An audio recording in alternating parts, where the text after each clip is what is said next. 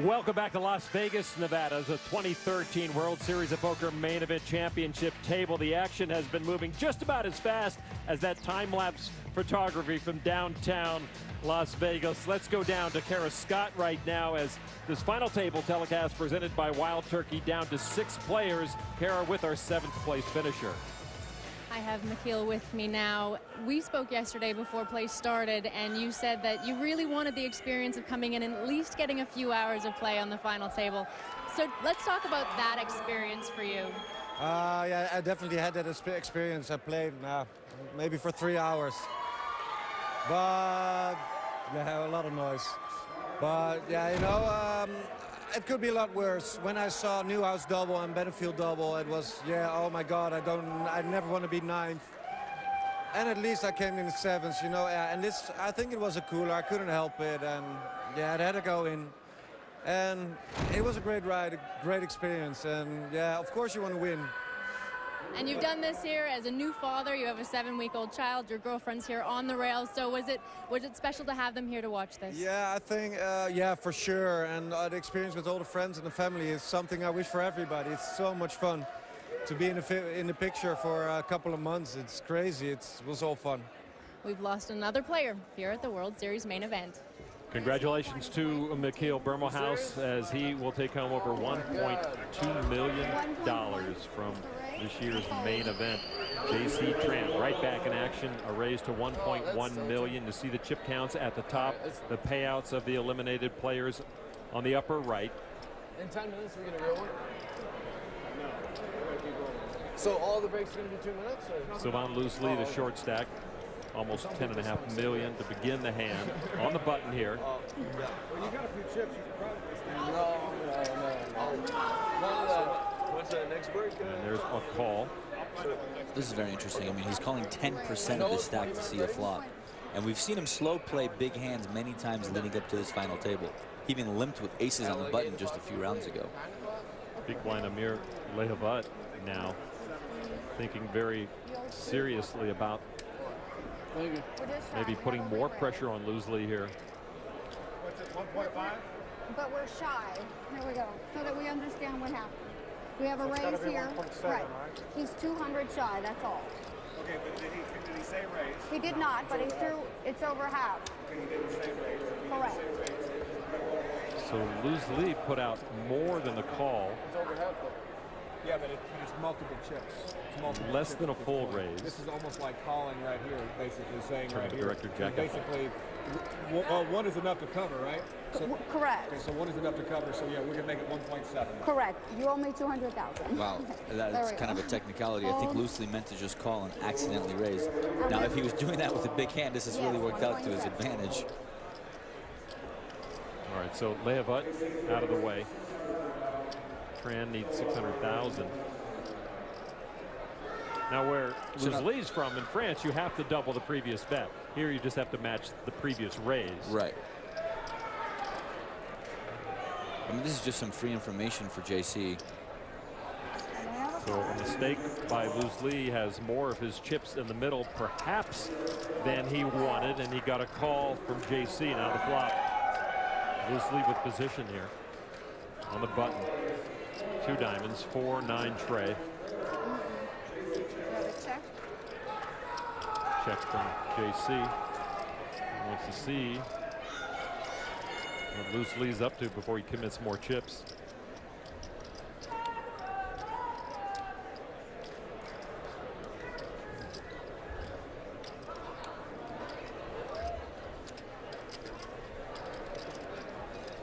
It's a $2 million one. It's interesting because he just called, he meant to call a raise pre-flop. So there's not many hands where he has a 3 or a 4 in his hand. So basically he's trying to represent some sort of a variation where he hit the 9, maybe 9-10 suited or something like that. But it's hard to believe that he called 10% of his stack with that hand, although I wouldn't be surprised. We've seen him play pretty unconventional so far. And again, we know he likes to slow play his big hand, so there's a very real possibility that he is an overpair.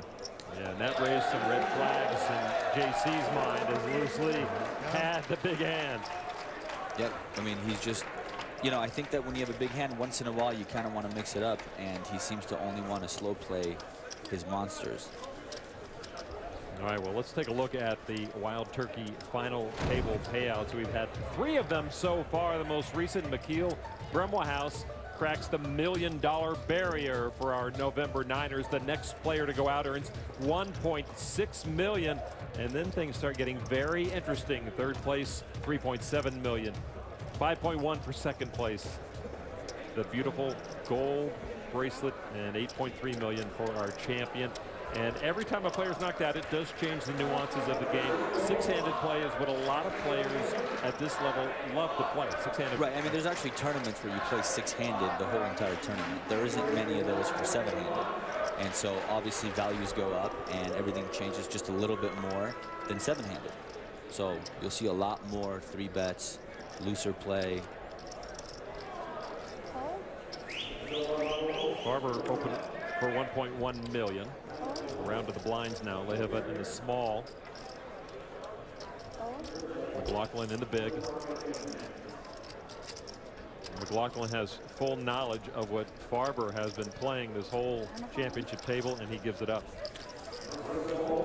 And Farber had McLaughlin dominated. You know, six-handed here, we actually have an unusual dynamic in their backgrounds. I mentioned to you before, 4 of them have business degrees.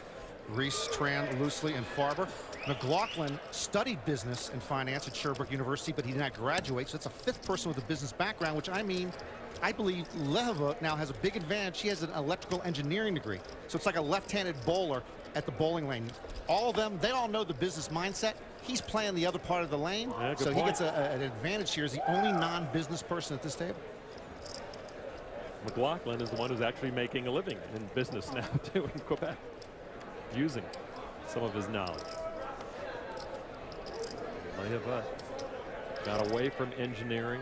He wanted to learn more about the intricacies of poker. Started a poker training site to talk about hands. He says that's improved his game, having run this site, and it has paid off big time, this switch in careers. Over $1.6 million in live earnings, not including this championship table. Loosely with a raise to $1.2 million.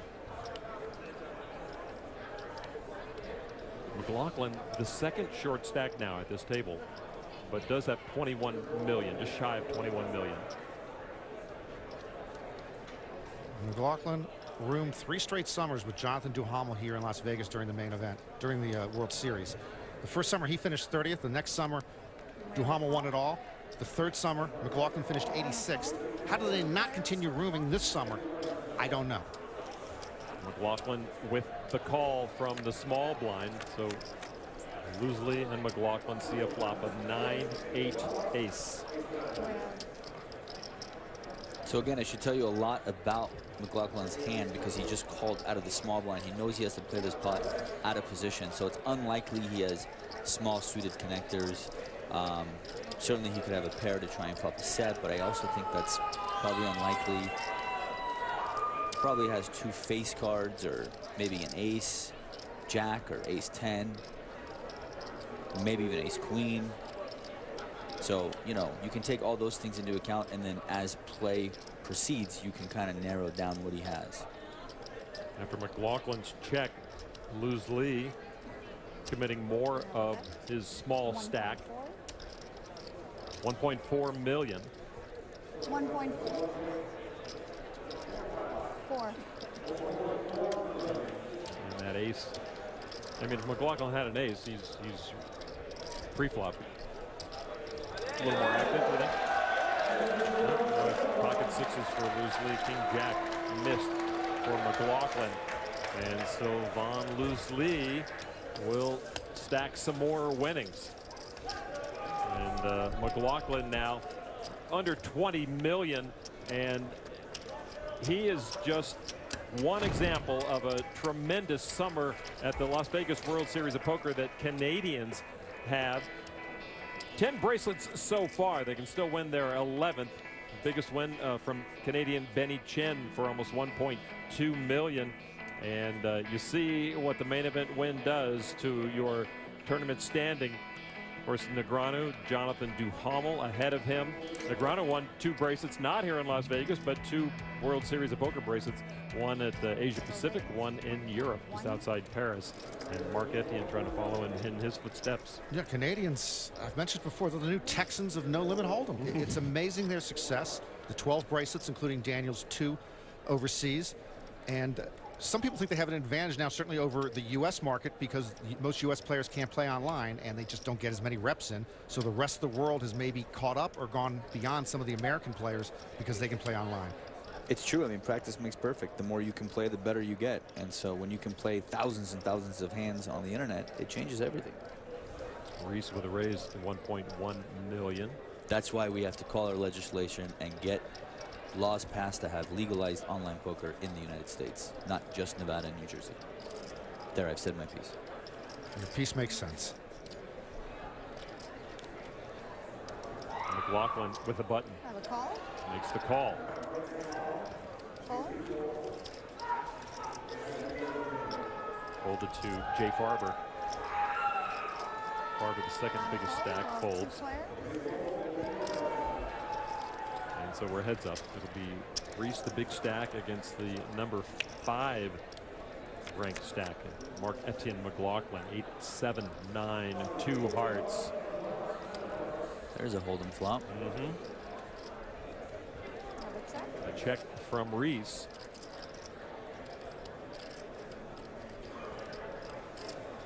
I'm not surprised to see a check here just because he raised pre-flop. That's a pretty scary flop for a hand that has value pre-flop. So this doesn't surprise me at all. McLaughlin, though, put chips in the middle. $1.5 million.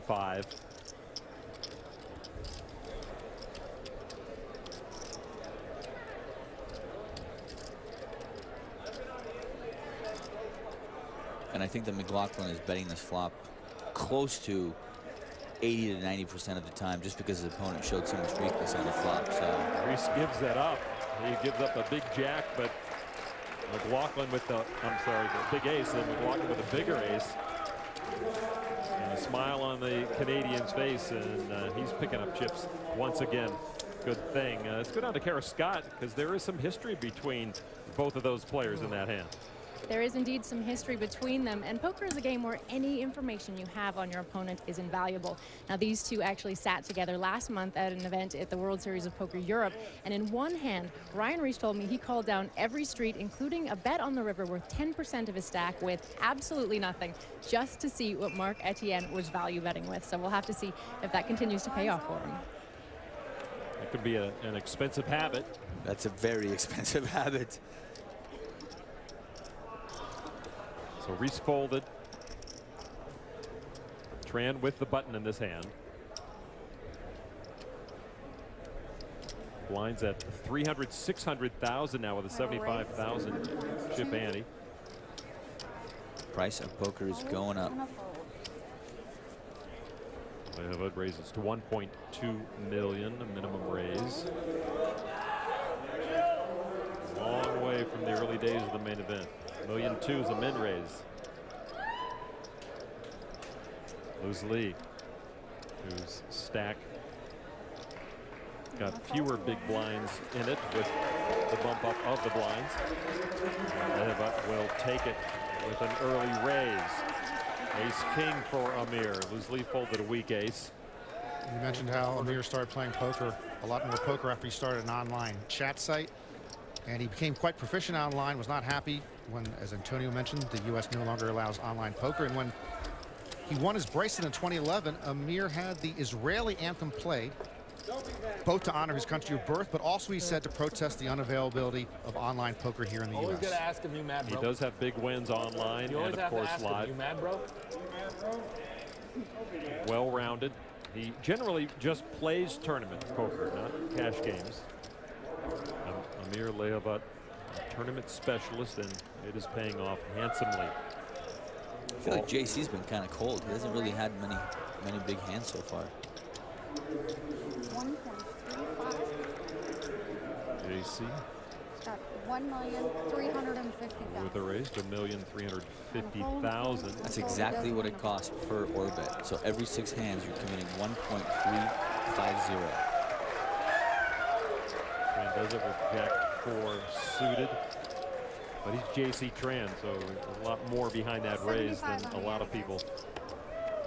Next player out earns $1.6 million, wearing the J.C. Tran T-shirt.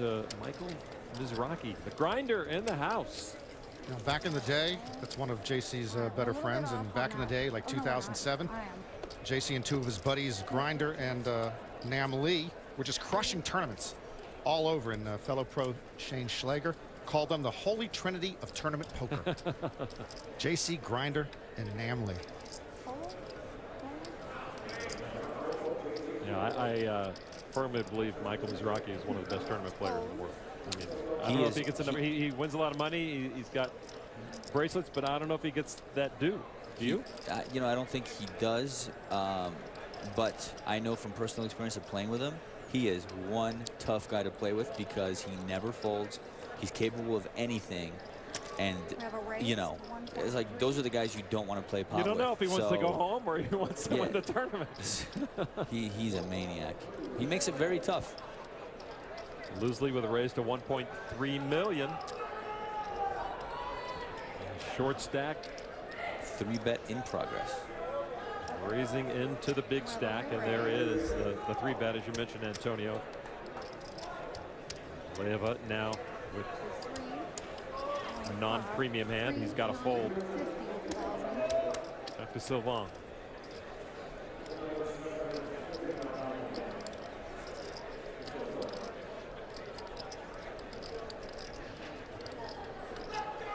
Remove the scarf. Let's see that neck. Loosely sitting out on that corner. It's almost him, the short stack, against the rest of the world at this championship table. Isolated down there. That's why he likes to play the game. That's why he wore the hoodie in the earlier days. He had the sunglasses, the hoodie. He says, I just want to be in my zone, in my bubble, and play my game. And I don't want to be distracted by everything. Hard not to be distracted at this championship table, though. But he's not got the hoodie on. Just a sweatshirt with no hood, I believe. This is a really good spot for Reese to put in this raise because it puts Loosely really on the defense. It's hard for him to just call and continue. Reese also knows that Loosely's range opening on the button, trying to steal the antes and blinds, is wide open. So this is just a great spot, whether he has a real hand or even a medium hand. He could easily have ace rag. Easily. Loosely does give it up. 6-5. Opening for 6-5. Reese will take that pot. Reese's mom and dad leading the cheers for their chip-leading son. Ryan Reese now with almost 56 million chips is the chip leader. 3 players down so far. Reese broke the seal, scoring the first knockout against Mark Newhouse. Newhouse out in 9th place. David Benefield began as the short stack. His hand could not hold up against Jay Farber. That put Farber in the chip lead. Later on, Mikhail Bremelhaus tried to get his hand to hold up, but Reese scored his second knockout of this championship table. Ahead, a champion will be crowned. Tomorrow night on ESPN, we begin our action at 9 p.m. Eastern. First place money over $8.3 million. Can J.C. Tran hang on?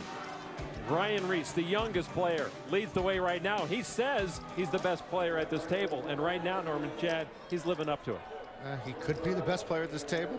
He's wearing the jersey of the best wide receiver in the National Football League, number 81, Calvin Johnson. Good to have mojo. And aces. That never hurt. That was a nice catch. It's great to play good, but it's another thing to play good and run good as well. I mean, no matter how good you are, you have to have a little run good in order to win a tournament. Especially this one. Sorry. It's all right. Again? Ryan Reese, right now, the man at the head of the pack in the chase for that Jason of Beverly Hills World Series of Poker main event bracelet. It's got, I think, like 8 million diamonds in it, and it's worth $500,000. I used to play in a poker game in Beverly Hills with Jethro and Jed. Not Jason? No. Not Jason. And I couldn't beat those Beverly Hillbillies. Norm, how does it feel to know you're 0% to ever have that bracelet? Does that hurt? That is cold. Good for you. That is cold. Good for you. Reese gives it up. Amir Lehavat now with the button. The power position at the no-limit hold'em table.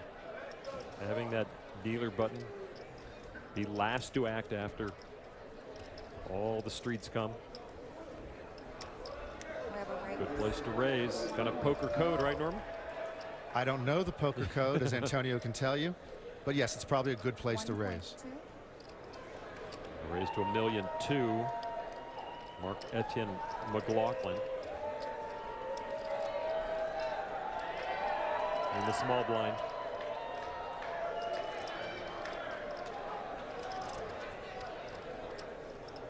J.C. Tran still to act to McLaughlin's left in the big blind.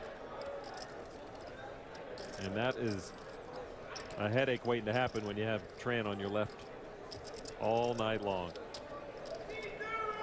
And a re-raise. One way to maybe head off JC at the pass. 3-bet to 3.1 million. JC does fold. Now back to Lehavat.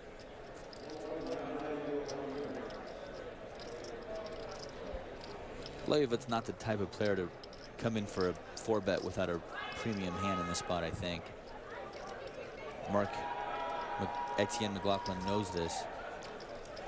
And so Lehavat looks weak. He looks like he hates that he has to give it up, but he's just going to give it up. And there it is.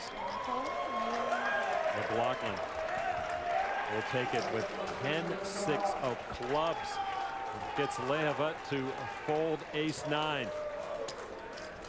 Yeah, that brings a smile to the French Canadian's face, and it should, as he leaps over Lehavat into 4th place with over 23 million. You know, I look at this final table, and it seems like it pays to have good connections. Mark Newhouse was good friends with 96 main event champ Huck Seed. McLaughlin has roomed with Jonathan Duhamel. Loosely rooms with Bertrand Gropelier. Benefield was roommates with Tom Dwan. Farber's got Ben Lamb and Jesse Sylvia in his corner. You know, me, I got Lon. And I got to really worry about Phil Locke, because he's got to take life lessons from you, Antonio. I don't know if he ever makes the main event final table.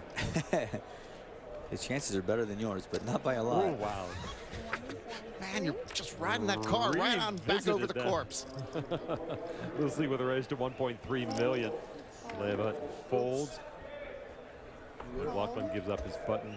Tran, his small blind. Farber now in the big blind. And he will get out of the hand too, and Loose Lee will pick up good percentage of his stack with that raise. And Sylvain Loose Lee still the short stack. Ryan Reese the big stack with almost 57 million. Ryan Reese says he's the best. He guarantees a win. Maybe he can do it. If I were to win the tournament, I would be happy to get all the money, because $8.3 million, it's hard to make that in a lifetime doing anything else. So that would be really awesome. But more importantly, I would want to win it and have my poster in the Rio every time I walk in to play the main event for the rest of my life. That would be really awesome. So many goals when you come to play the main event. Ryan Reese very close to realizing one of his dreams, to win this big tournament. Former poker dealer says it gave him great insight in what players had by being a dealer. The youngest player right now, the chip leader, Norman. Yeah, you said that indeed poker dealing helped them play better poker, but most of the dealers I talk to, they usually say that being a dealer just helps them hate poker players more. Because it's a rough lot, you all, Antonio. Always whining about something to the dealer. Hey, you can't categorize every poker player together. Correct. And actually, I would think that you are a class act with dealers. How can, of course. I mean, they're just doing what they do, and they're great at what they do. Anybody that gets mad when a dealer gives them a bad beat is beyond me. Come on, he offered to wash a dealer's car on ESPN one year. Remember that? Give me the good car. Badly wanted a car. He needed a car badly. We settled on something else, but yes, of course. A deal is a deal. You have to stick to your word. J.C. Tran with a raise to 1.35 million. Folded around to Sylvain Loose Lee in the big blind. Tran with the button. Loose Lee always told himself he should play the main event at least one time. Looks like it was a pretty good idea, and he picked a pretty good year. Picked a very good year, didn't he? And Loose Lee calls for 750. Tran will have position on the short stack. Queen 8 tray, 2 hearts. Check.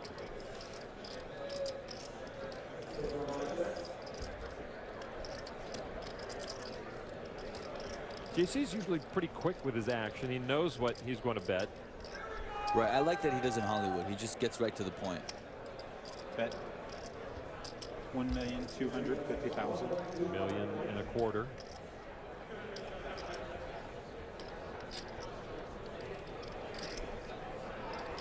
Again, loosely with such a small stack. That's 10%, maybe a little more of his stack. He started this hand with just over 20 big blinds, 22 big blinds. And he has to step lightly. He's gone.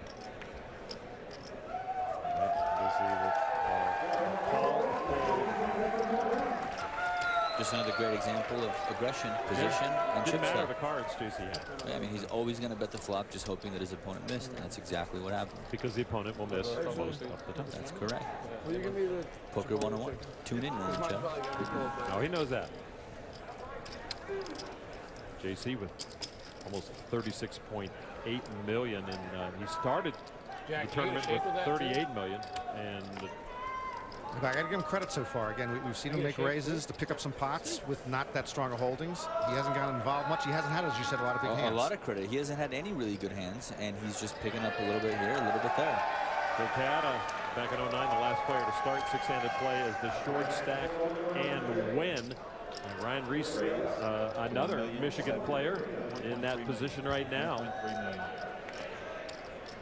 Oh, sorry, other way around. I'm sorry. Cata was a short stack, and the Michigan chip leader, Ryan Reese, in a much better position than Cata was. I apologize. Yes, so Von loosely trying to duplicate Joe Cata's success from 09 as the short stack as we are in six-handed play. Barber with a raise to 1.3 million on the button. And once again, back to Reese. Those weren't calling chips. They were 3-betting chips. Interesting. And so I think by now Reese has been told that Jay Farber has loosened up his opening range a little bit. And so this doesn't surprise me. 3.2 million from Reese. Now Farber has a big stack. Farber's second place right now, as you see. Yeah, he's gone. And he'll fold. Farber fooling around with 9-8, but Reese had ace-king. And as the third, as you mentioned, he's loosened up Jay Farber. That's the third time we've seen him come in with a raise with a 9-8. Right. I mean, fortunately for Reese, he happened to wake up with ace-king, which makes it a lot easier, of course. Credit Farber. I mean, he's not in it for the ego. I mean, a lot of non-experienced players will. Ego comes into play. Ego gets you in trouble. Of course. Poker is full of ego. Just ask Phil Hellmuth, they'll tell you. Jay Farber got his first tattoo at age 17. Says he just enjoys the artwork. Yeah, he went to Las Vegas to get that tattoo, a dragon tattoo on his upper left arm, and he somehow managed to hide it from his parents for 6 months. Raise on 1,350,000. one arm, he's got a samurai who stole story there on his left, the samurai that saves his village from a tsunami with a swipe of one sword. It's all right there in ink. You can see it. Wow. This sounds like a new action video game on his arm. On his arm. And there's plenty of arm to do it, too, right? Tran with a raise to 1,350,000. Reese calls. Reese in the small blind, Lehabut in the big blind now.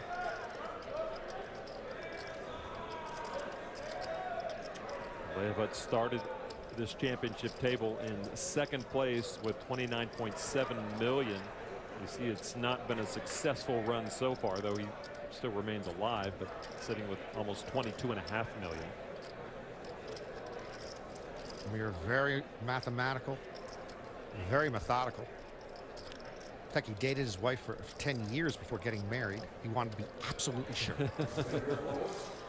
10 years. Any lessons to be learned there, Norman? Let's move on. Amir moved on. Heads up. Tran and Reese, Queen, 10, Jack. Reese first to act.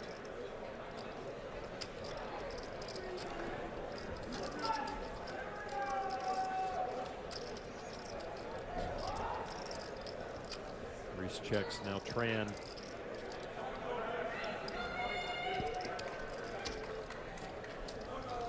$1,100,000.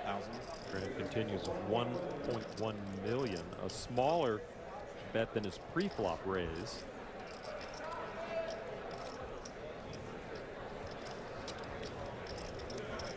Sometimes the small bet raises more red flags than a standard bet or an oversize.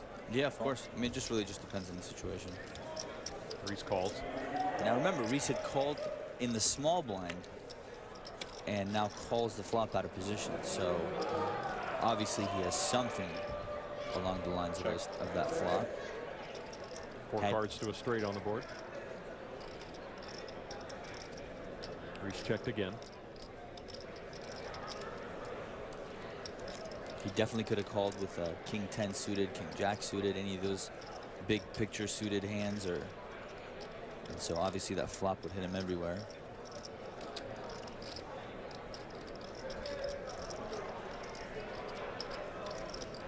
It's a tough card to bet at if you don't have it.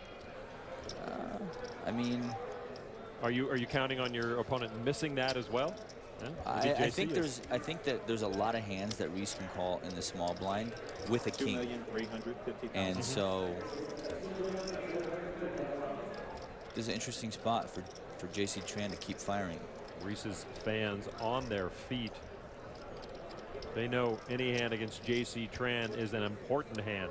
It looks like Ryan wants to stick around. And by the way, if Reese has a king in his hand, it's very unlikely for him to raise. I mean, if his opponent is bluffing, he's not taking that away from him on the river. His opponent could have ace king. Oh. And so, well, now that obviously makes a king the nuts. Ace of diamonds. Who's got the king? Anybody have a king? I mean, at least one of them. 10.6 million in the middle.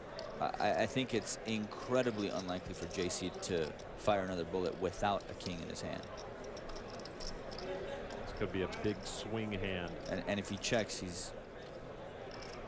the pot will go to Reese. Reese probably has a king, is my guess. Nobody has a king. Pocket tens. Reese with the set of tens on the flop, and he managed to dodge all trouble. Cue the champ. My goodness, that was a huge hand for Ryan Reese as he vaults up to almost 64.5, over 64.5 million. Ryan Reese, a 23-year-old, the youngest at this table, grew up in Waterford, Michigan. He did graduate from Michigan State. Good for him. As we mentioned, the poker dealing is really coming into play here. The man to beat. How can you deny that he's the best right now? The youngest is easily our chip leader at this table. 64 million, six-handed. 33%, 1/3 of the chips in play. Ryan Reese got him. Ryan Reese trying to find enough real estate over on his portion of the felt to manage his chip stack. Tran folded. JC Tran down to just under 32 million. Farber opens for a raise to 1.3 million. Reese gives up his button, Lehavat now in the small blind.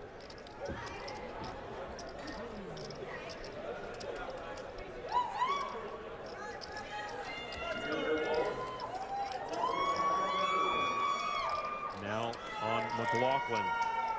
McLaughlin and Farber should have a last longer bet. If McLaughlin wins, he gets to decide what tattoo to remove from Farber's body. If Farber wins, he gets to decide what tattoo to put on McLaughlin's body. Which would be more painful, I wonder.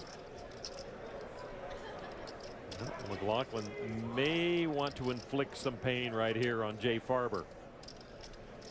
By the way, he is a tattoo artist who doesn't actually do the tattoos. He designs them, but some of them don't actually inflict the pain on the other person. He enjoys seeing the pain inflicted. He likes the artwork. That's what he's interested in. He doesn't have to do the actual deed. 3-bet to 3.3 million from McLaughlin. And as you mentioned, word has filtered back to McLaughlin on the hands that Farber has been playing. And right, he also knows that if Farber doesn't have a premium hand, he's not really one of those guys that's looking to battle. He's most likely just going to fold. So, and there is the call. And now McLaughlin wonders what hornet's nest he has opened up. Here's the flop, heads up. Farber, McLaughlin, queen 7-5.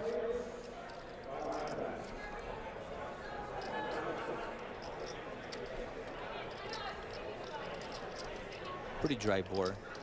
Very unlikely that either opponent has a 7 or a 5 in their hand. The queen is kind of an interesting card because there's a lot of hands, ace, queen, king, queen, that Farber could have raised with pre-flop to also sustain a raise, to call a raise pre-flop. If you're Farber, do you have to put chips in here? No, I mean, clearly it depends on what you have, but I think that McLaughlin knows that Farber is a much tighter player and has to be worried. If McLaughlin has 10s or jacks, I think that this is a check call spot for him. 2,750,000. 2 3/4 million from Jay Farber, queen 7-5 board. Over 10 million now up for grabs. And a fold from McLaughlin, and there is the queen jack for Farber. Ace king did not come through for McLaughlin.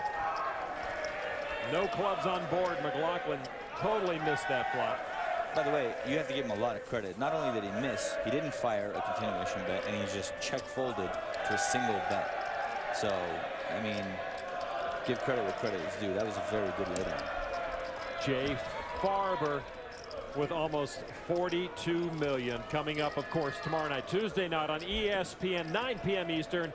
We will crown our 2013 main event champion, one of these remaining 6 players. Ryan Reese right now, the man in control, 64.5 million chips. Jay Farber in second place. Farber folds under the gun. Short stack is Sylvain Loosely with 11.7 million. Just trying to hang on for his tournament life as best he can. Raise. Loosely with a raise. 1,300,000. Reese folds. Similar position and we've seen often. Loosely with a raise. Lehavut wondering what he can do with a short stack. He does not want to play against the short stack with that hand. McLaughlin, though, with the small blind, might want to. Yes.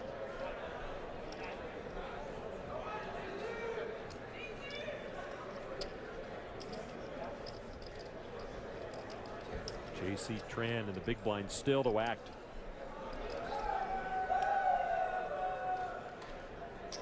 And sees McLaughlin with the call, and JC immediately takes a look at his own cards.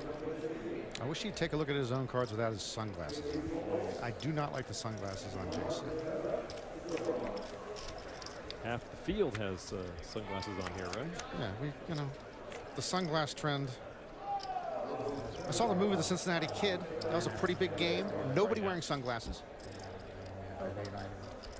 10-5 Trey. McLaughlin checks over to Loosely, the pre-flop raiser. And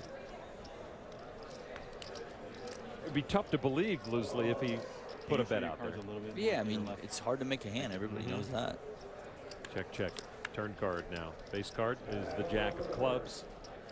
But his check back on the flop gives out a lot of information. I think that if Loosely had completely missed the flop or didn't have an ace in his hand, he's much more likely to take a stab at it.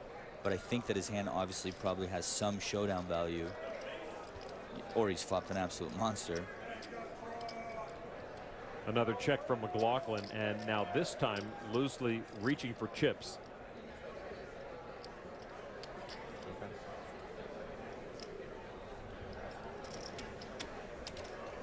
Bet. The French 1.7 native million. London resident bets $1.7 million.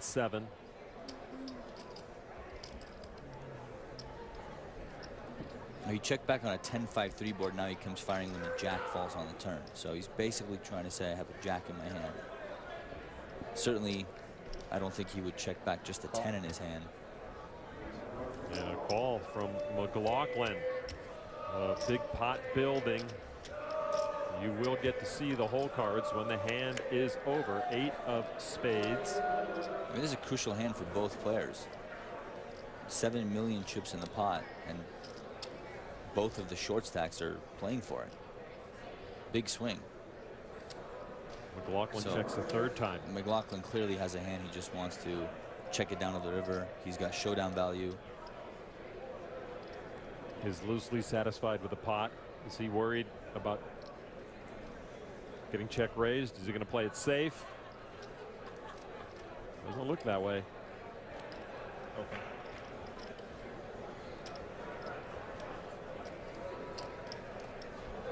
Mark-Etienne McLaughlin is very likely to have just a 10 or a jack in his hand.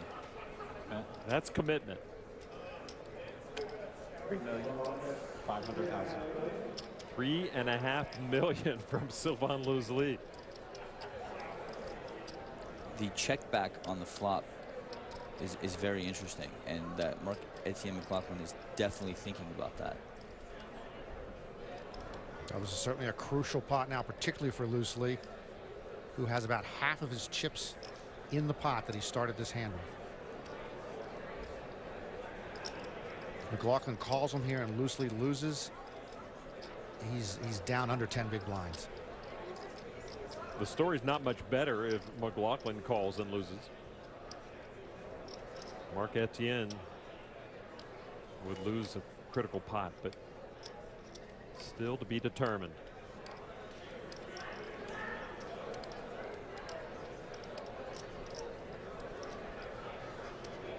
There's the call. Loosely turns over ace-jack. Pocket fours for McLaughlin, and Sylvain Loosely will take that 14 million chip pot, much to the delight of his cheering section. He's got life again, and he passes Mark-Etienne McLaughlin.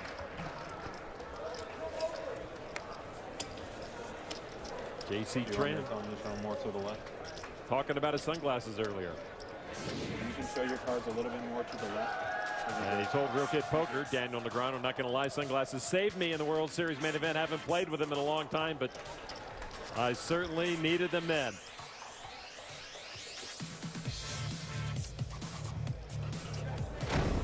Yeah, at the Last Supper, which was a tough final table, nobody was wearing sunglasses. Now everybody's wearing them. And JC, I'm disappointed in him because he put them on midway through the main event because he thought he was giving something away. I'm sorry, that's like Spider-Man wearing a sweater vest to fool his adversaries. Take the glasses off, play, you know, a cappella, that's not the right word, and just play. I'm with you. I don't like sunglasses. And I don't think JC gives much away at all. I don't know what he's talking about. He's a hard cookie to read. You can't regulate what they wear, right? I mean, realistically? No, of course not. I think there's been some talk about no sunglasses allowed, but I don't think that's ever going to work. It's more peer pressure. That's the way it's going to happen. McLaughlin with a raise. And now Mark-Etienne, the short stack with 12.8 million, taking a page from Loosely's book and just raising from the button, 1.3.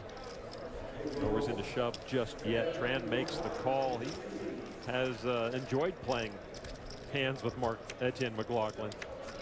And there heads up again. King 6-9, 2 diamonds.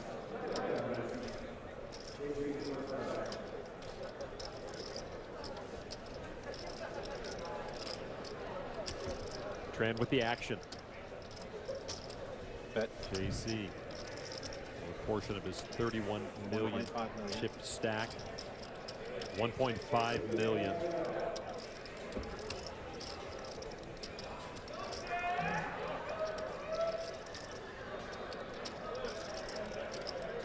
I really like leading out here. It puts Mark-Etienne in a tough spot. He's super short. If he doesn't have a hand, you know, how is he really going to proceed here? And Mark-Etienne folds. Tran with a straight draw. And he will take it after that bet. McLaughlin with a pair of sixes actually had the best hands. But J.C. Tran is the one dealing out the pressure. And he is the one stacking the chips. Welcome inside our championship table booth along with Antonio Esfandiari and Norman Chat. I'm Lon McCarron. As we look ahead has been active. It's been surprising. A lot of movement on the leaderboard. Does that send a message to these players that anything can happen and they better mind their P's and Q's? Yeah, of course. I mean, this is the main event final table, and so all the players understand that anything can happen. You can go from chip leader to short stack in just one hand or two hands. So, Norman, any predictions? I mean, you can't predict this table tonight. No, in fact, with these 6 players remaining, I seriously would not be surprised if any of the 6 still could win. You know, I know obviously it's going to be hardest right now for McLaughlin as a short stack. But I would have thought of this group, McLaughlin, Lehovut, or Tran would be the best 3 that could win it. But Reese, Farber, and Loosely certainly are capable of taking this thing down. Well, we saw Sylvain Loosely up until just a moment ago. He was the short stack, and now it is Marc-Etienne McLaughlin. And poker skills are certainly in no short supply. And we will see the finale of this championship table on ESPN. Bring it to you every hand as it happens. Tomorrow, 9 p.m. Eastern is our airtime, and we will crown a champion. Lehovut with a raise to 1.2 million. Tran 3-bet to 2.6 million. Loosely folds, so now back to Lehovut, the Israeli-born Floridian now. And by the way, this has been just an incredibly resilient group down the stretch, Lon. You know, Lehovut was down to 8.5 big blinds on day 7. Mark Newhouse, who we lost, was down to 5 or 6 blinds on day 7. Ryan Reese was down to 10 big blinds on day 7. Marc-Etienne McLaughlin was down to 10 big blinds on day 7. By all rights, any or all of them should not have made it to the November 9, but they played pretty smart poker with a short stack, and that's why I still think any of these 6 could come away with the bracelet. Absolutely. Interesting to rewatch the shows as they aired, and you see these November 9ers who were all in late on day 7. This is what's going on. And as you mentioned, very resilient, and that certainly is a trait that's very valuable in championship poker. What's going on is a 4-bet here. Lehovut is muscling up. To 5,200,000. 5,200,000. Back at you, JC Tran. These 2 both poker veterans, the 2 oldest players at this final table, but actually with very little experience playing with each other, including at this main event. Now, JC Tran, as we mentioned, is one not to get in trouble unnecessarily, but he also sees an opportunity with those chips out there, but he's going to give it up. Tran folds Queen 10 to the Ace 7 suited of Amir Lehovut. Tran just having trouble getting traction. Lehovut, I mean, he really just picked up on something great there. He realizes that Tran is opening light and 3-betting light, and so he's going for it. All right, let's take a look at the Wild Turkey final table payouts. Bremmelhouse, Benefield, Newhouse gone. Bremmelhouse, the first $1 million poker player tonight to go out. The next one goes out, wins 1.6 million. Of course, all pointing towards the winner of the bracelet, the No Limit Hold'em Championship, and $8.3 million. That'll happen tomorrow night. Right now, Ryan Reese is your chip leader, 6-handed, 64.2 million. You can keep close tabs on chip stacks, who's in the hand, what the blinds are at the top of your screen, and remind you of the payouts. Ryan went to Michigan State. Dean Hambrick, as you recall, from Michigan State, finished 10th in the main event several years ago. And Ryan used to work for him. He was a dealer. He was a dealer at his charity poker room. Tran with a raise to $1,350,000. Lucy looks like he wants to get involved. He doesn't usually do this and then fold, so I think we'll see some chip movement here. Lucy now with a little breathing room, 30 big blinds to play with. Breathing room will heavily depend on the outcome of this pot. True. Raise. Yep. Raise. Repop it. To 3,650,000.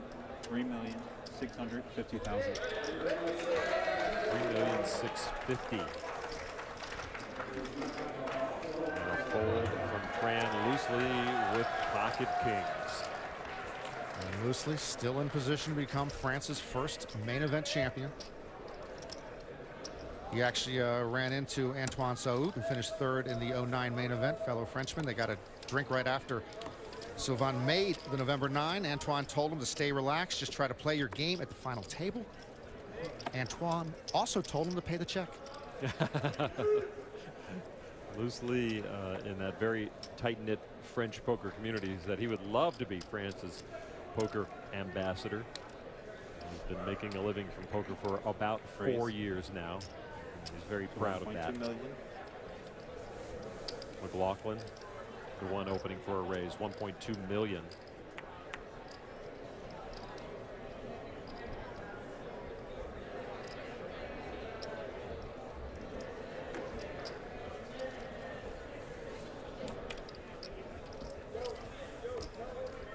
Fold. Levat in the big blind.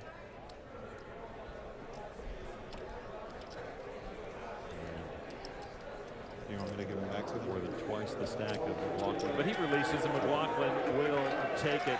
McLaughlin opening with ace-10. So Mark Etienne picking up some much-needed chips. So you can adjust it just a little bit. So 6 players remaining, a very active early championship table. Mark Newhouse survived 1 all-in. He tried it again against Ryan Reese, and this time Mark Newhouse not so lucky. And he walks away with already 9th place money paid back in July, so no extra money for Newhouse. 8th place, David Benefield. He had survived 1 all-in with a flush. He tried to get the flush against Jay Farber, but missed it. And 8th place for Benefield. Mikhail Brimmelhouse, the next one to go out, wins 1.2 million, knocked out by our chip leader Ryan Reese. The championship race very nearby for our final 6 players. The fans chanting their support, trying to get the adrenaline flowing for their champion at the table. Folded to Amir Lehavat. Lehavat with the small blind. Lehavat goes home to Israel, usually once a year. Never plays poker there.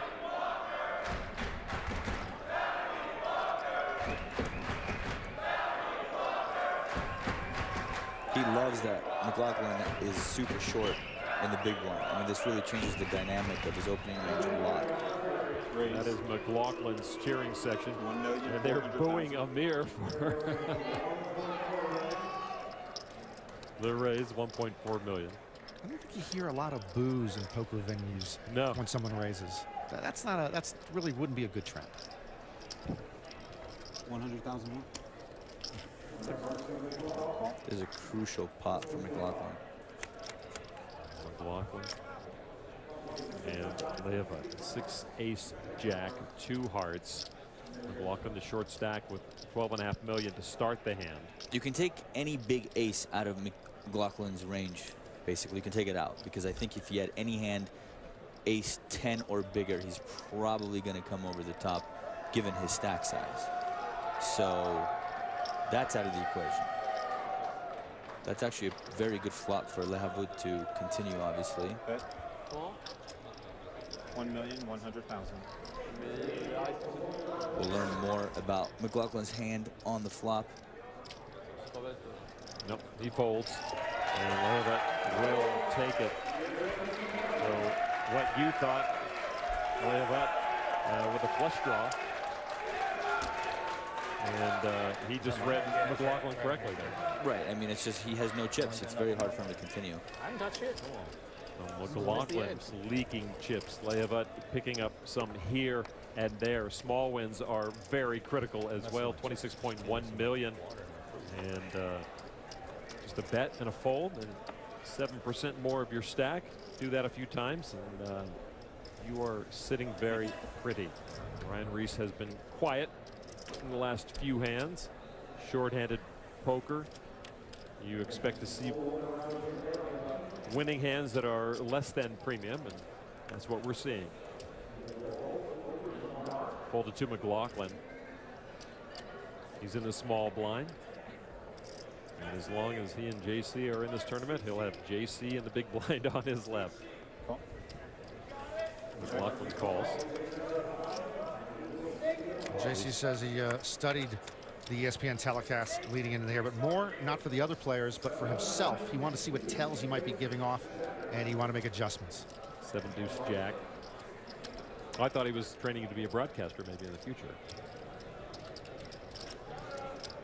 Check. That is not good news for either of us. McLaughlin with a check. Check. Tran likewise. Turn card now. 8 of hearts. Blind on blind battle here. Check.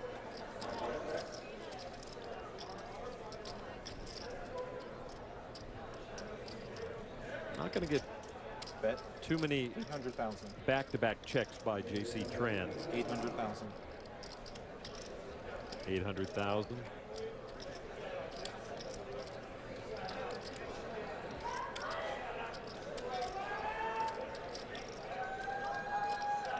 JC checked the flop behind and is now firing the turn. So, you know, I think it's very likely if he had a jack in his hand, he would have bet that flop.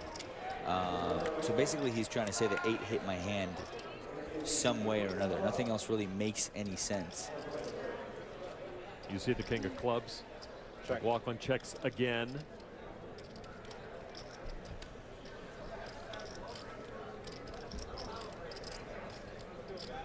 Check, check.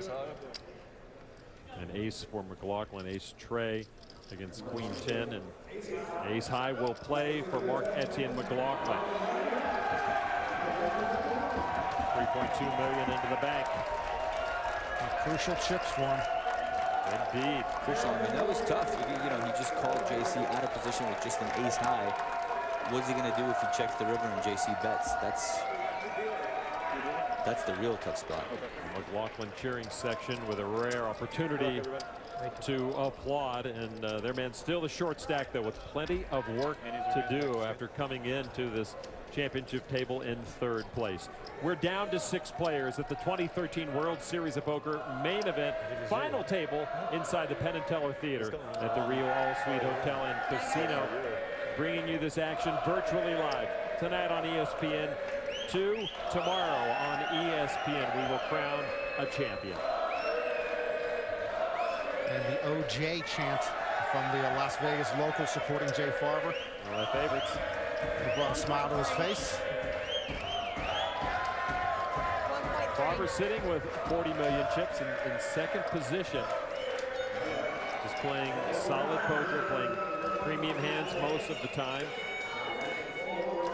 He'll venture out there once in a while and usually get bet out and fold.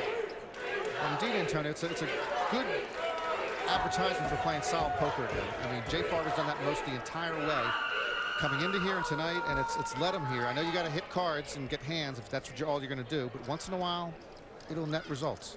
Yeah, I mean, the only problem with that is, of course, you have to get premium hands continuously, and I'm not very good at that normally. Perhaps Jay is better than I am. Chip leader Ryan Reese 2.9 opens for a raise to 1.3. Mark McLaughlin says, let's play for a little more. A raise to 2.9 from the short stack against the big stack. Farber folds.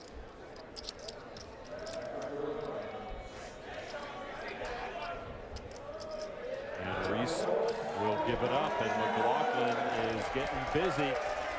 8-7 off suit against the pocket 4s of Reese. Pre-flop.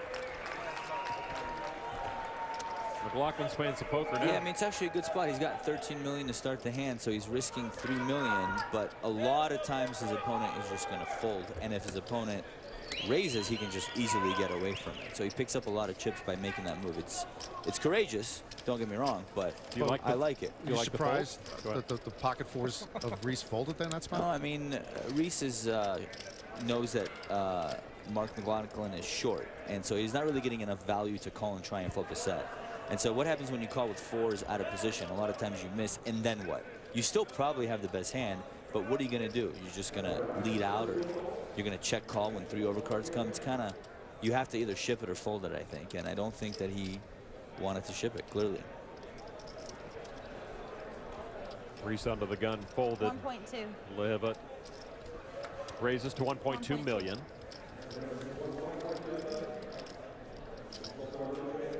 Folded to Jay Farber now. 2nd biggest stack at this table.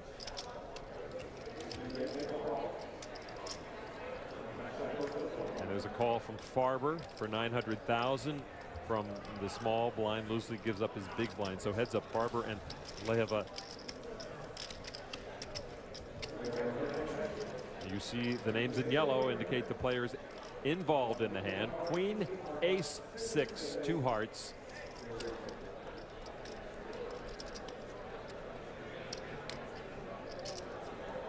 Farber from the small blind, first to act, out of position. When Farber and Lehovot are in the same town as they are today, I don't think they go to the same places. You can count on that. But Farber could get him in anywhere he wants to go, right? Farber. One phone call. That's all it takes, Jay says. Las Vegas VIP host. After the Farber check, $1.2 million from Amir Lehovot. And Farber immediately reaching for chips. So again, a very informative as far as trying to figure out what somebody has is Jay Farber, who's a very tight, solid player, called a raise in the small blind, and now check calls out of position on an ace queen 6 board. So strength. I mean, well, he's not super strong. He doesn't have 2 pair or better, that's for sure, because on that board he's the kind of player where he would definitely raise. He couldn't risk another heart coming out or something like that. So to me, he's got ace jack, maybe king queen, and a possible flush draw, but that's very unlikely, I think. And so on the river, we'll find out clearly what he has. If he leads out, he doesn't have king queen. He either has an ace or a missed flush draw, and I think it's much more likely that he has an ace. Farber appears to be getting ready to lead out. He does just that after an 8 pair the board on the river. 2.6. Right, so he would have no value betting a hand like king queen. You know, he'd almost always check it again and hope for showdown. So by leading, he's either has ace jack or a missed flush draw, and I think it's more likely that he has an ace or something. There's the ace 5. Lehovot with the pocket 7s and a correct fold. Aces up for Farber. Will take that pot, increase his stack. He's got a long way to go to catch Ryan Reese right now, but Farber looking strong in many ways. Lehovot giving up chips down to about $23.5 million. Farber looking for his first World Series bracelet. This is his first World Series of poker cash. And when he started as a VIP host here, the Poker Network really helped him, because that was a lot of young guys who look to go to clubs who have some disposable money. So that was he was able to get those people into clubs and build a lot of connections with the clubs, and just now he is an independent VIP host. Saw Farber, who had been paid for his at least 9th place finish in July, so I call that his first cash. Of course, then he went to Europe, World Series Europe, and got a cash over there as well. Many of the November Niners made the trek across the pond. Farber with an opening raise to $1.3 million.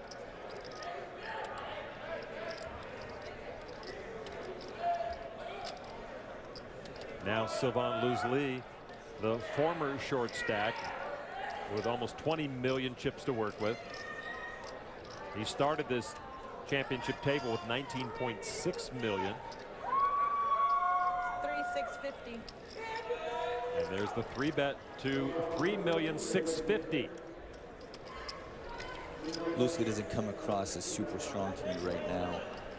I think that he knows Jay Farber is opening the button with a wide range of hands, and he also knows that Farber is very likely to fold non-premium hands. So unless he woke up with a hand, I think this is a very good spot to do what he just did. Uh-oh.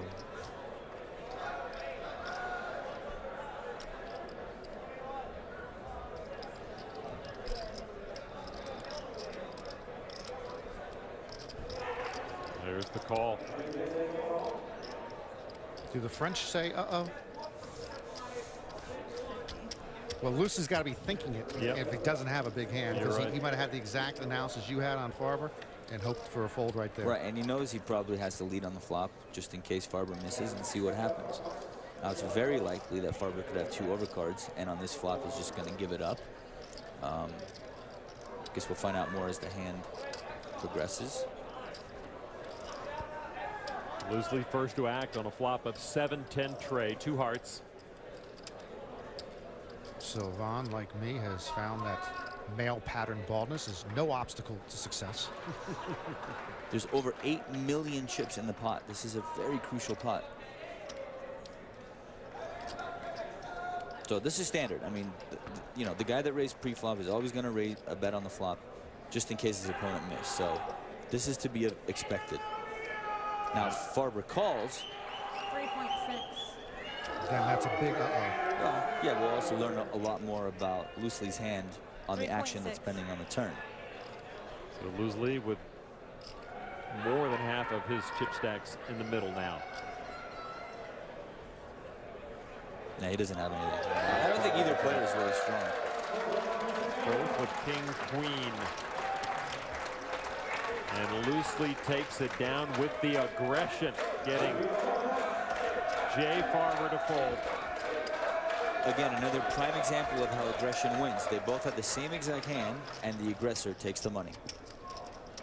All right, Sylvain Loosely stacking his winnings for more on this French-born London resident. Let's go back down to Kara Scott.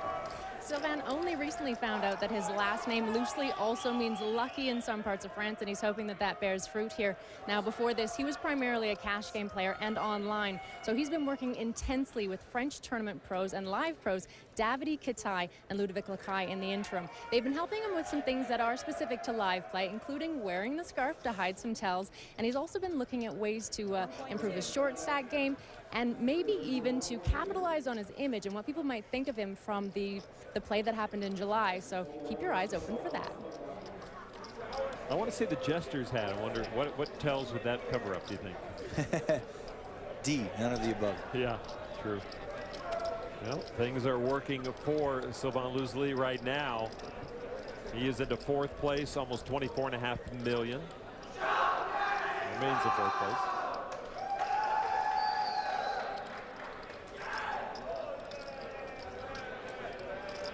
McLaughlin with a raise.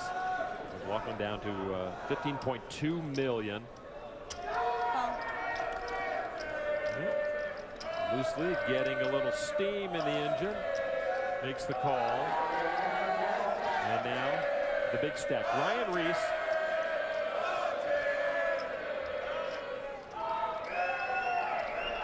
Reese sitting with over 30% of the chips in play.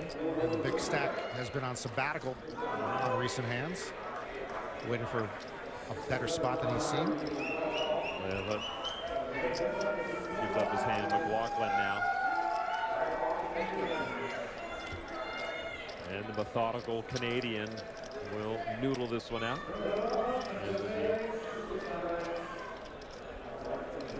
And Loosely see a flop of 10-10 deuce.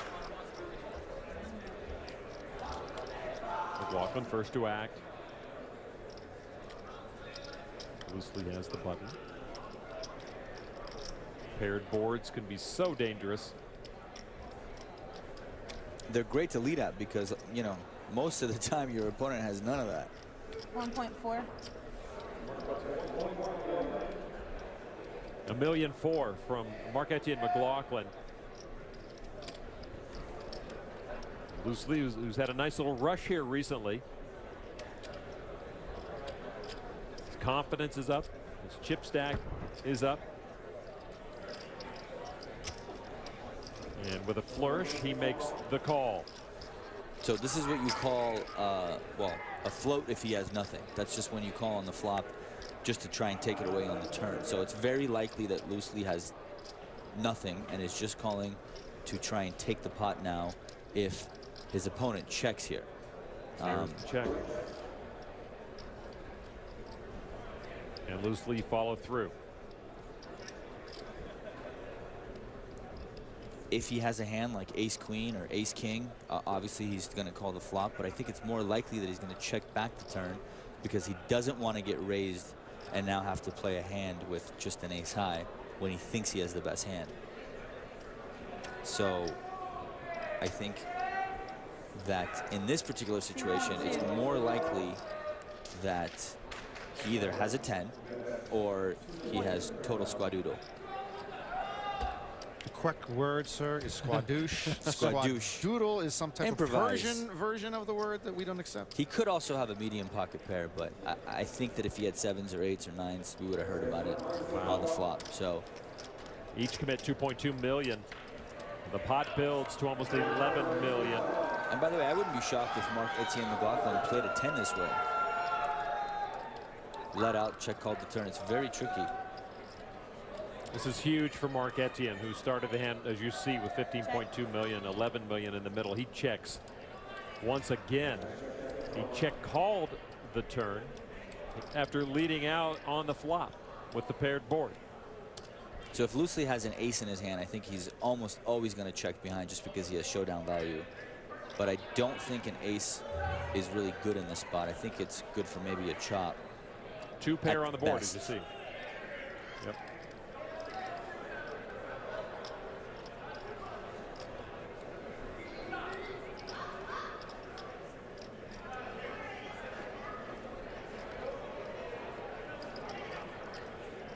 Loosely. By the way, you can see through the scarf that his breathing is much heavier. Even with the scarf on, you can kind of see it. Notice that earlier as well. So he needs more than the scarf and the sunglasses. He needs like a hefty bag over his body, so there's no tells.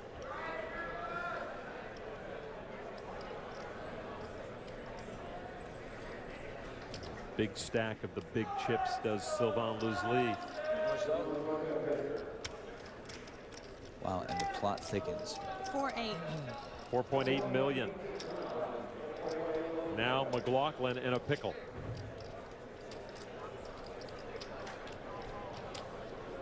This could be his main event. In a big pickle. I mean, Loosely is basically saying I have a 10. I think that with so many other hands, he's much more likely to check back, especially given that the deuce came on the river. Even though it's unlikely that McLaughlin has a deuce, but it is possible. There's a decent chance McLaughlin has like a pocket pair. Yeah, I mean, it's definitely with a pocket pair, he's likely to hold on. So I think it's clear that Mark-Etienne McLaughlin does not have a 10 in his hand. I mean, we can definitely count that out. He's really trying to go over every single possible variation to see if he can talk himself into a call here. Loosely either as a 10 or he's bluffing. I don't think there's really many other options. Big gulp from Mark-Etienne there. He knows how critical this particular moment is to his championship chances.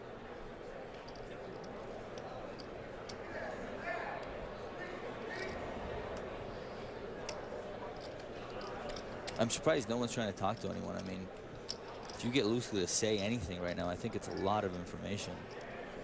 We have seen 0 attempts at that on any hand tonight. It's incredible.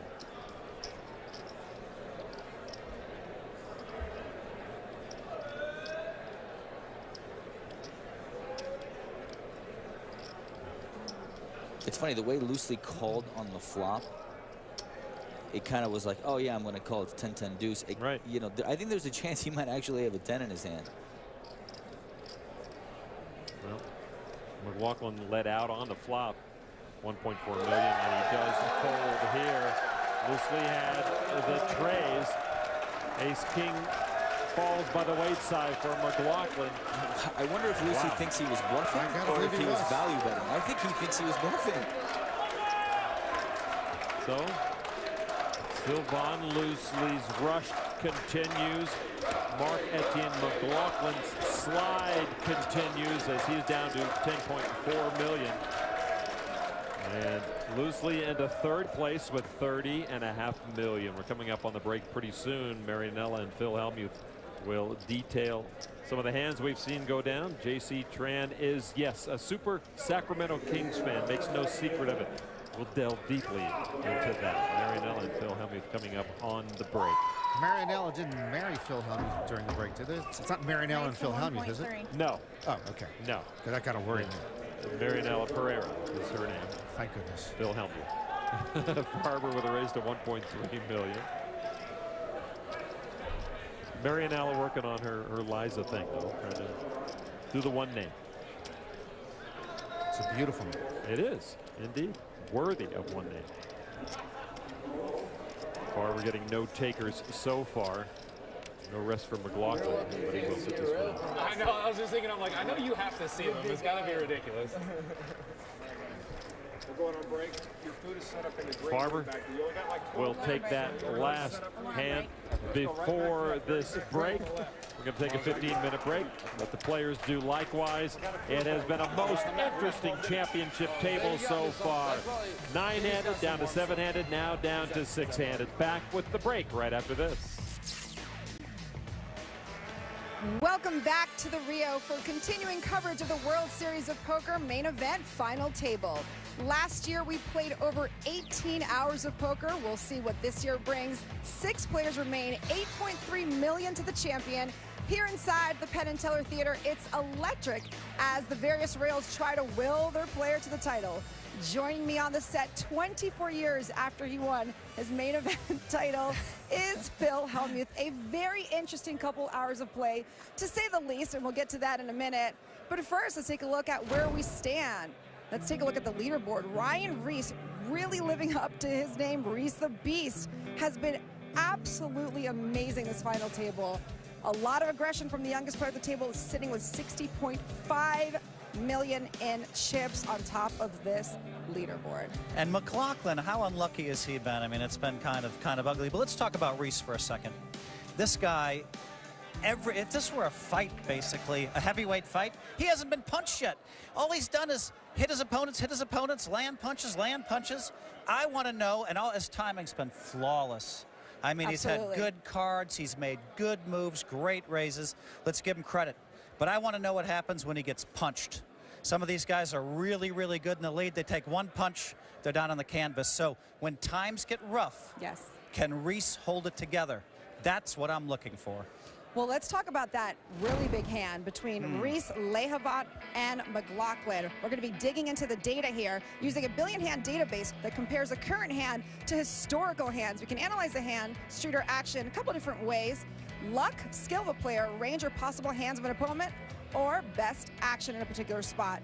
So in this hand, Reese raises with ace-king. And then Lehavat, 3 bets to 2.5 million with 5-4 suited. Yeah. McLaughlin, then 4 bets with ace-10. And then Reese, talk about that aggression, comes in with the 5-bet.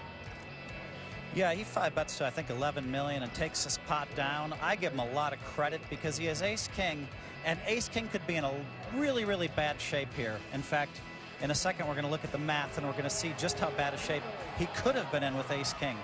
Now, McLaughlin, let's talk about his 4-bet. I like his 4-bet. Oh, yeah, I like his 4-bet. Well, let's focus on McLaughlin's range here. In this spot, McLaughlin, 15% of the time, has him in jail with kings or better. So really sick read.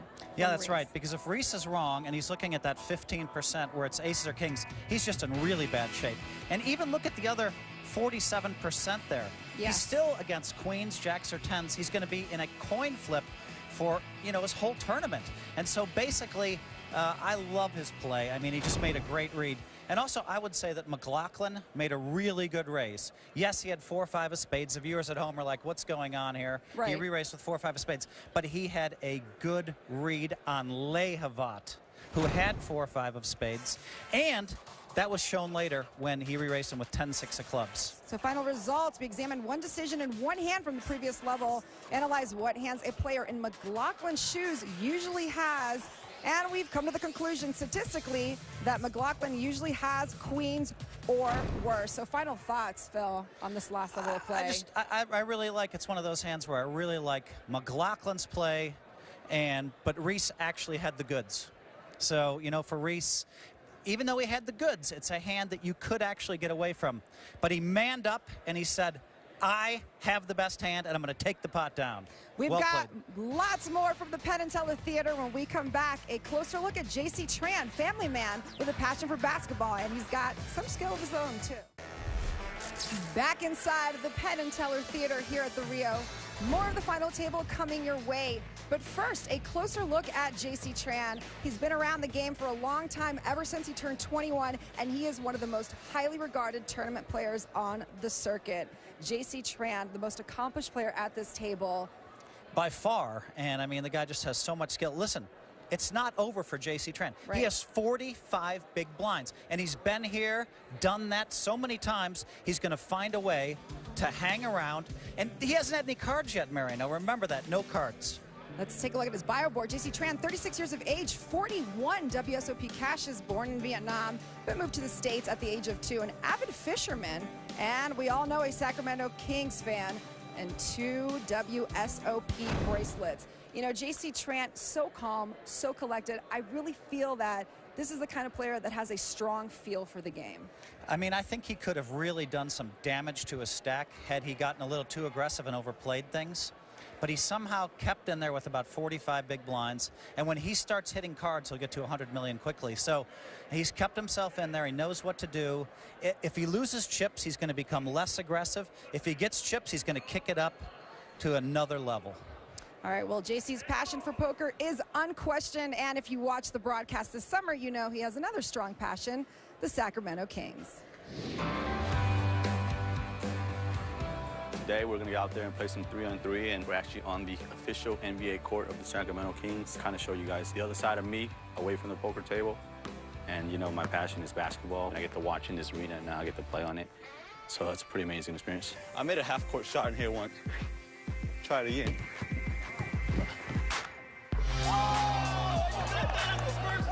I've been playing with my brother all my life. Up till today, he still can't guard me. So let's just see how it's going to be today. You know, there's going to be some smack talking, but it's all fun. And hopefully I can go out there and put up a good game and talk some smack. Oh, yeah. Get that on tape. Get it. What? Growing up in Sacramento, I've always been a Kings fan. The last couple of years, you know, the Kings don't know where they're at as far as where the future's going to be. You know, we had a lot of young talent coming in, unsure of where they're going to end up. That was some challenges that, you know, didn't allow the team to perform so well. But I still think we have a lot of young talent that in the future we're going to be a playoff team again. Now they know that they're in Sacramento for good, and, you know, this is where their career is going to be, and the team's going to be different, and I think they're going to play with a lot more heart this year. Oh, my gosh! Whoa. Hey, come here. You need a hug. Come here. You need a hug. Come here. Let me give you a hug. I'm looking forward to this new season coming up with the, you know, new organization and, you know, some new players, and I think we're going to do well this year. Game time. Lunch. Lunch. Free lunch. You know, I want to say thank you to Mayor Johnson, Kevin Johnson, and all the other Kings owners that saved the team and you know, kept the team here in Sacramento, and allowed myself and my family and, you know, my son and one day my daughter to come watch some games and, you know, save a major sports team in Sacramento. Wow, he really broke his brother's ankles there. Did you see that? Dot shots left, his brother was left standing, and he was already making a layup. Now, Phil, I know you guys play a lot on the felt. What about off the felt? Do you play basketball? I mean, you have the height. Do you dare challenge J.C. Tran on the court? Marinelle, I went to the University of Wisconsin. I majored in Badgers? basketball, yeah, Badger, and I majored in poker. Now, basketball just wasn't good enough. You majored in basketball? Yeah, I majored in basketball and poker. What'd you major in? I majored in psychology and romance languages. Okay, well, those are legitimate, you know. All right, J.C. Tran currently 4th in chips with 6 players remaining. He takes his seat along with the rest of the competitors right after the break. We'll be right back.